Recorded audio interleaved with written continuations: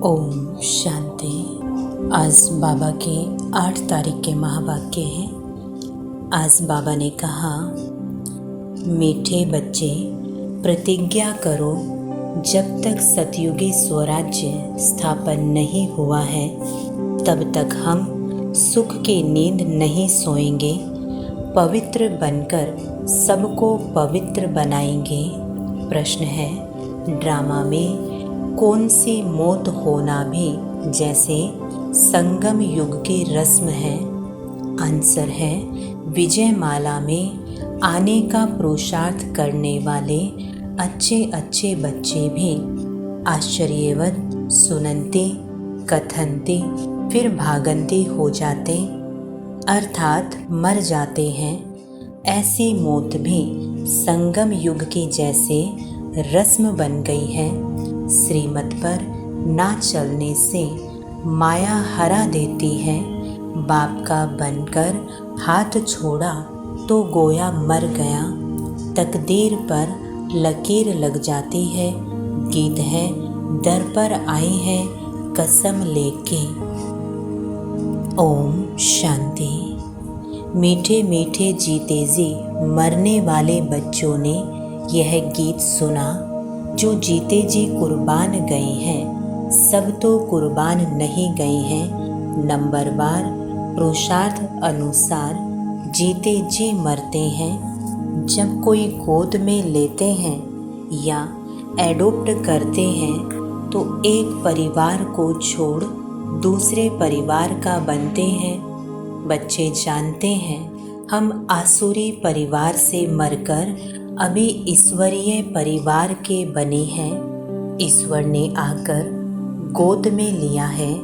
अज्ञान काल में कोई ईश्वर की गोद नहीं लेते हैं, धर्म के गुरु की गोद ले लेते हैं। जैसे वल्लभाचारी श्री कृष्ण के मंदिर में बच्चे को श्री कृष्ण की गोद में देते हैं, परंतु वह तो है जड़ चित्र, इसलिए फिर ब्राह्मण पुजारी गोद में ले लेते हैं। वैष्णव बनाने के लिए ऐसे गोद में तो बहुत लेते हैं। बच्चे जानते हैं बरोबर उनकी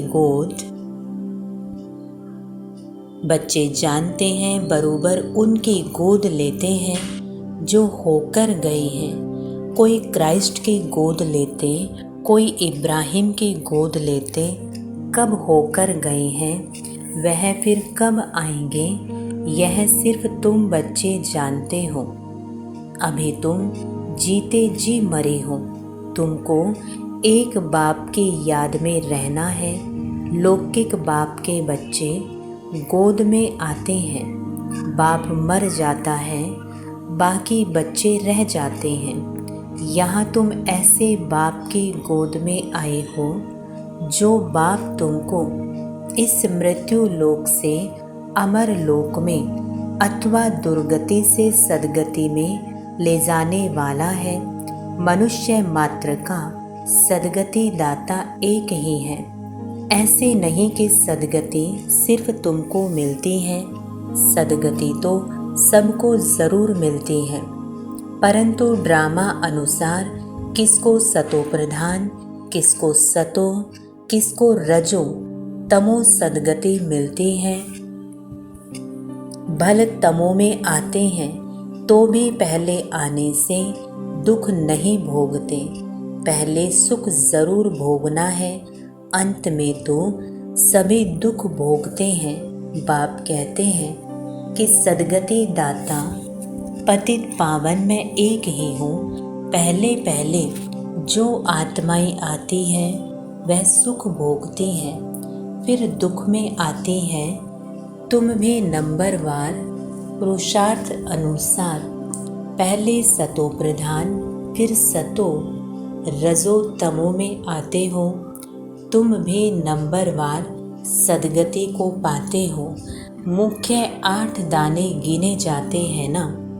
अब तुम सब द्रौपदियाँ हो, बाप के बने हो, तो बाप को कभी छोड़ना नहीं है, परंतु श्रीमत पर याद नहीं करते हैं तो फिर माया हाथ छुड़ा देती है। गोद तो ली सुरों में चलते आए, अच्छे अच्छे बड़े मीठे बच्चे जिनको विजय माला में 3-4 नंबर में रखते थे, वह भी आश्चर्यवत भागंती हो गए। यह भी इस संगम युग के रस्म रिवाज है। आश्चर्यवत सुनंती कथनती मरंती यह होता रहेगा। कहेंगे ड्रामा में इनका यह मौत था। बाप का बनकर फिर हाथ छोड़ा तो गोया मर गया। है तो भल इस दुनिया में, परंतु जीते जी यहाँ से निकलकर आसुरी दुनिया में चला गया। कोई कारण तो बनता है ना। भल कहेंगे ड्रामा, परंतु श्रीमत पर ना चलने से माया से हार खा लेते हैं। तकदीर पर लकीर लग जाती है। ईश्वर का बनने से फिर होती है माया से लड़ाई। बाकी देवताओं और असुरों की लड़ाई नहीं होती है। माया असुर है जो जीत पा लेती है। अच्छा, अब बच्चे लिखते हैं कि राखी बंधन के त्योहार पर क्या करें। हर त्योहार पर तैयारियां तो करते हैं ना। रक्षाबंधन पर्व के उपलक्ष्य में इन एडवांस जाकर राखी बांधते हैं। इसका पूरा रहस्य भी बुद्धि में होना चाहिए। आगे तो ब्राह्मण ब्राह्मणियां राखी बांधते थे। अब यह रिवाज निकला है कि बहन भाई को राखी बांधती है। असल में ब्राह्मण राखी बांधते थे, क्योंकि ब्राह्मण जाति ऊंच स्वच्छ गाई हुई है। ब्राह्मण असुल सन्यासियों से भी ऊंच है, परंतु ड्रामा अनुसार इस समय सन्यासी ऊंच बन गए हैं। आगे ब्राह्मण राखी बांधते थे, फिर जन्माष्टमी पर वह राखी खोलते थे। जैसे द्रौपदी के लिए कहते हैं कि जटाएं खोल दी थी। ऋषि लोगों की जटाएं भी हमेशा खुली रहती है। पतिव्रता स्त्री होती है तो चोटी बांधती है।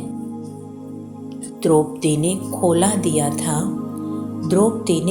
दिया था कि जब तक हम अपना राज्य नहीं लेंगे तब तक चोटी नहीं करेंगे। अब तुम बच्चों को सिर्फ अर्थ समझाया जाता है। जब तक हम स्वराज्य नहीं लेंगे तब तक सुख से सोएंगे नहीं। गाते हैं ना, आराम हराम है। अंदर में यह जोश रहता है कि जब तक स्वराज्य नहीं लिया है तब तक सुख कहाँ। सुख तो भविष्य में पाना है। इसके लिए पुरुषार्थ अब करना है। अब तुम जानते हो, रक्षाबंधन अर्थात पवित्र रहने के लिए हम प्रतिज्ञा करते हैं। राखी अर्थात प्रतिज्ञा की बात है। अब यह त्योहार कब से शुरू हुए, क्यों शुरू हुए, कौन निकला जिसने राखी बंधन की राय निकाली। कोई एक राय निकालते हैं, फिर उसका नाम बाला हो जाता है, तो यह पवित्रता की निशानी है। बहन तो हुई कुमारी, कुमारियाँ बांधती हैं। तुम गृहस्थी को भी जाकर बांधती हो। कुमार तो है ही कुमार। बहन भाई को बांधती है, कुमार हो व शादी किया हुआ हो। शादी किया हुआ फिर पवित्र रहे, यह तो बड़ा मुश्किल है। भगवान कहते हैं कि यह अंतिम जन्म पवित्र बनो, तो भी नहीं बनते हैं। तो बहन द्वारा कुमार भाई को राखी बांधनी चाहिए कि प्रतिज्ञा करो, हम कभी विष नहीं पिएंगे। जो है ही विकारी, वह तो कभी विकार को छोड़ेंगे नहीं। भगवान का फरमान भी नहीं मानते हैं, तो यह कुमार कुमारियों की रस्म चले आते हैं। अब तुम समझते हो कि यह त्योहार भी संगम युग का है। सतयुग में तो है ही सब पवित्र, वहाँ राखी बांधने की दरकार ही नहीं। ऐसे नहीं कि यह सतयुग से लेकर रिवाज चला आया है। उत्सव बहुत करके संगम युग के हैं। लक्ष्मी नारायण का उत्सव भी अभी मनाते हैं, परंतु उनका महत्व नहीं। श्री कृष्ण जयंती मनाते हैं, परंतु पहले तो श्री कृष्ण को ऐसा किसने बनाया वह बताओ। बेचारों को मालूम नहीं, यह भी क्लियर कर लिखना है। उत्सव सब है इस समय के, सतयुग में ऐसी बात होती नहीं। यह तो द्वापर में कुछ समय बाद फिर शुरू होते हैं। दीपमाला का उत्सव भी सतयुग में नहीं मनाया जाता जैसे यहाँ मनाते हैं। यहाँ मनाने का अर्थ दूसरा है। उत्सव का महत्व कब का है यह समझने की बात है। बच्चों को समझाया जाता है यह उत्सव इस समय के हैं, जबकि शिव जयंती होती है। शिव जयंती के बाद फिर होती है राखी। पवित्र बनने की प्रतिज्ञा करते हैं कि यह अंतिम जन्म हम पवित्र बनेंगे। भारत को अथवा विश्व को पवित्र बनाने के लिए तुम बच्चों के लिए इस रक्षाबंधन का बड़ा महत्व है। प्रतिज्ञा की जाती है हम कभी पतित नहीं बनेंगे। अब तुम पावन बनते हो तो सिर्फ तुम पावन कुमारियों को ही हक है राखी बांधने का। भाइयों को सदैव पवित्र रहने के लिए राखी बांधनी है और इन गृहस्थियों से प्रतिज्ञा करानी है पवित्र रहने की। कहते हैं ना, पतित पावन आओ, तो जो गायन है वो ही प्रतिज्ञा कराते हैं पतित से पावन बनो। बाप आकर प्रतिज्ञा कराते हैं। शिव जयंती के बाद है रक्षाबंधन। होली भी ज्ञान की है। दुर्या और होली दोनों इस समय के हैं। होली अर्थात पवित्र बनो, दुर्या माना ज्ञान धारण करो। वह फिर पत्थर ठिक्कर गोबर आदि आदि बनाकर क्या क्या करते हैं, तो पतित पावन बाप ही आकर बच्चों को समझाते हैं। जो जीते जी मरते हैं उनमें भी मातेले और सोतेले होते हैं। मातेले का हिसाब किताब ज़रूर बाप के पास होगा। बाप जरूर बच्चे के सब कारोबार मिल्कियत आदि को जानते होंगे। मातेले वह हैं जिनका बाप से पूरा लव रहता है। मातेले भी नंबरवार होते हैं, सोतेले भी नंबरवार हैं। कोई कपूत कोई सपूत तो होते ही हैं। शिव जयंती भी संगम युग पर होती है। संगम को भी टाइम देना चाहिए। जैसे लीप मास कहते हैं, फिर लीप सेंचुरी 100 वर्ष की है। यह बहुत ऊंची लीप सदी है। 20वीं सदी कहते हैं ना, इनमें भी यह सदी जिसमें बाप आते हैं इसको संगम सेंचुरी कहेंगे। उथल पुथल होने में टाइम लगता है। दीपमाला भी यहाँ की है। तुम बच्चे जानते हो शिव जयंती के बाद फिर है पवित्रता की बात। शुरू से लेकर पवित्रता पर झगड़ा चला आया है। पवित्रता के साथ ज्ञान और योग की होली दुर्या साथ साथ है। बाप की याद भी अच्छी रीति चाहिए। ज्ञान का धुरिया भी चलता रहता है। ज्ञान बरसात तुम पर होती ही रहेगी। पवित्रता पर ही झगड़ा चलता है। सब कहते हैं कि यह कौन आया है। जो कहते हैं घर गृहस्थ में रहते पवित्र रहकर दिखाओ। सन्यासी तो खुद घर बार छोड़ जाते हैं। गोपीचंद राजा की भी कहानी है। उनसे पूछा गया, तुमने राज्य भाग्य क्यों छोड़ा? बोला, प्रभु मिलन के लिए छोड़ा है। इस पर गीत भी अच्छे अच्छे गाते हैं। यहाँ तो गृहस्थ व्यवहार में रहकर पवित्र रहना है। पवित्रता पर ही सारी खिटपिट होती है। अब रक्षाबंधन है, पवित्र बनने बनाने का यादगार पर्व। यहाँ देखो, छोटे छोटे बच्चों को भी साक्षात्कार होते हैं। अब छोटे बच्चे ने क्या भक्ति की, बाबा ने झट सबको साक्षात्कार करा दिया तो समझते थे जादू है। इसको कहा जाता है शिव बाबा के चरित्र। बैठे बैठे गुम हो जाते थे, यह भी ड्रामा ही कहेंगे। एक दो को देखा और ध्यान में चले गए। यह सब चरित्र परमपिता परमात्मा के हैं, श्री कृष्ण के नहीं। श्री कृष्ण का नाम ले सारी बदनामी की है। भागवत में क्या क्या लिख दिया है। श्री कृष्ण सतयुग का प्रिंस, उसने चीर हरे यह किया। ऐसे चरित्र तो गाए नहीं जाते।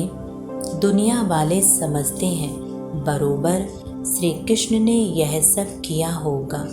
फिर कहते हैं कि श्री कृष्ण के शरीर में आत्मा आई होगी जिसने ज्ञान सुनाया होगा, परंतु ऐसे तो नहीं हो सकता। वह तो प्रिंस नामी ग्रामी था। फिर रथ दिखाते हैं, रथ में श्री कृष्ण दिखाते हैं। घोड़े गाड़ी पर बैठ पाठशाला चलाई जाती है क्या? यह है राजयोग की पाठशाला। कहाँ उन्होंने युद्ध का मैदान दिखाया है और कहाँ तुम्हारी यह युद्ध। यह है माया पर जीत पाने की युद्ध। तो तुम बच्चों को रक्षाबंधन पर समझाना है। रक्षाबंधन अर्थात पतितों को पावन बनाने के लिए स्वयं परमपिता परमात्मा आए हैं। तुम ब्रह्मा कुमारियां हो जो गाई हुई हो। कुमारी वह जो 21 कुल का उद्धार करे, संगम की ही बात है। फिर यह उत्सव सतयुग आदि में नहीं चलता। राखी बंधन के बाद फिर है श्री कृष्ण जयंती, क्योंकि सतयुग में पहला नंबर जन्म है श्री कृष्ण का। उनकी भी राजधानी है। वह इस समय प्रतिज्ञा करते हैं श्री कृष्ण के कुल में जाने के लिए। यह राजयोग है। तुम नर से नारायण बनते हो। लक्ष्मी नारायण की जीवन कहानी है नहीं, बाप ने समझाया है। राधे कृष्ण सो लक्ष्मी नारायण की जीवन कहानी। श्री कृष्ण का जन्मदिन मनाते हैं। अच्छा, नारायण जयंती कहाँ है? अच्छा, नारायण जयंती कहाँ? कारण होगा ना समझने के कारण सारा खेल ही मुझा दिया है। महत्व तो सारा यहाँ का है। ऐसे भी मत समझो कि दीपमाला कोई सतयुग से शुरू होती है। सतयुग में तो है ही पवित्र दुनिया, सभी की आत्माएं जगी हुई है। उत्सव सब इस समय के हैं। अभी तुम सबकी बायोग्राफी को जानते हो। शिव बाबा स्वयं आकर के बच्चों को कहते हैं कि अब पवित्र बनो, तुम आत्माएं मैली हो गई हो। सन्यासी तो कहते हैं आत्मा निर्लेप है, इसलिए बहुत लोग कह देते हैं अंडा मछली आदि खाने में कोई हर्जा नहीं है। सबकी अपनी अपनी रस्म रिवाज है ना। आगे काली पर मनुष्यों की बलि चढ़ाते थे। शिव को तो काला नहीं कहेंगे, ना शंकर को कहेंगे। हाँ, ब्रह्मा और विष्णु के 2 रूप गोरे से काले बनते हैं। यह सब बाप बैठ समझाते हैं। अच्छा, मीठे मीठे सिकी लदे बच्चों प्रति माता पिता बाप दादा का याद प्यार और गुड मॉर्निंग। रूहानी बाप के रूहानी बच्चों को नमस्ते। हम रूहानी बच्चों की रूहानी बाप दादा को गुड मॉर्निंग और नमस्ते। धारणा के लिए मुख्य सार। पहला पॉइंट है, बाप से पूरा लव रख मातेला बनना है। अपना पूरा समाचार बाप को देना है, कभी भी कपूत नहीं बनना है। दूसरा पॉइंट, रक्षा बंधन का यथार्थ रहस्य बुद्धि में रख पवित्र जरूर बनना है। माया से कभी हार नहीं खानी है। पवित्रता के बल से स्वराज्य लेने की प्रतिज्ञा करनी है। वरदान है, सदा मिलन के झूले में झूलने वाले तत्त्वम के वरदानी बाप समान भव। स्पष्टीकरण है, जैसे बाप दादा आप मालिकों की आज्ञा को मानकर मिलन मनाने के लिए आते हैं, जी हाजिर का पाठ पढ़कर हाजिर हो जाते हैं, ऐसे ही तत्त्वम अमृत वेले से लेकर दिन के समाप्ति तक धर्म और कर्म में बाप समान बनो तो सदा मिलन के झूले में झूलते रहेंगे। इस मिलन के झूले में रहने से प्रकृति और माया दोनों ही आपके झूले को झुलाने वाले दासी बन जाएंगे। सर्व खजाने आपके इस श्रेष्ठ झूले का श्रृंगार बन जाएंगे। स्लोगन है, सदा ब्रह्मा बाप की भुजाओं में समाये रहो तो सेफ्टी का अनुभव करेंगे। ओम शांति।